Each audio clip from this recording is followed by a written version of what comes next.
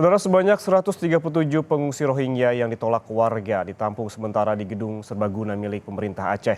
Sementara pemerintah mengundang Muspida 3 provinsi untuk mencari lokasi penampungan sementara pengungsi Rohingya.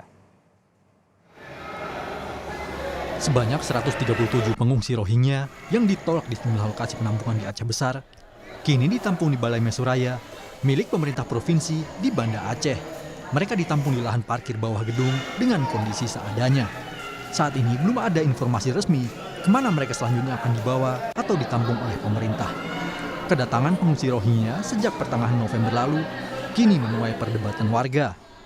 Warga Aceh menolak kedatangan para pengungsi Rohingya dan meminta pemerintah untuk segera bertindak. Pengungsi kini menempati area depan kantor Gubernur Aceh karena sempat ditolak warga Lamreh, Aceh Besar. Pemerintah Aceh hanya mengantarkan saja ke Ladong. Ketika ada penolakan gimana? Di situ milik pemerintah. Jadi tidak bikin, kita sudah koordinasikan ke pihak Ladong dan mereka sudah menerima, sudah sedang menunggu di sana. Jadi batas waktu itu yang diberikan pemerintah 1 minggu, Pak ya?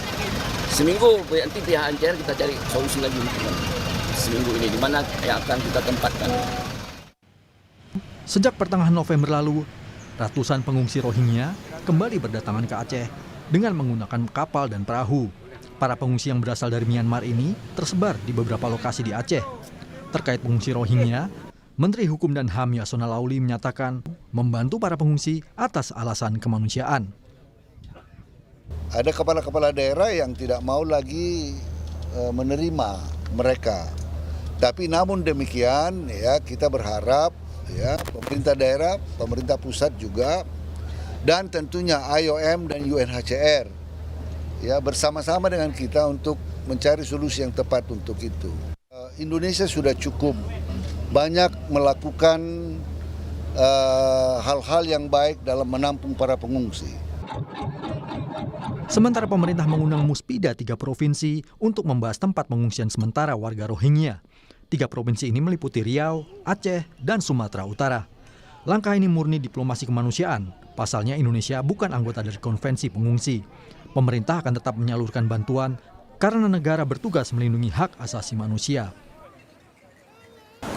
Yang sifatnya sementara, ya, karena kita tidak terikat dengan konvensi PBB tentang pengungsi, Komisi Tinggi Pengungsi, tidak, kita tidak ikatan itu UNHCR ya, kita hanya kemanusiaan, kita diplomasi kemanusiaan, harus menolong orang, harus menyelamatkan orang. Tapi rakyat Indonesia yang di dalam juga banyak yang mempersoalkan, loh Pak, kami juga lapar, kami juga miskin gitu. Ya sama-sama ditolong, namanya negara itu tugasnya kan melindungi hak asasi manusia juga.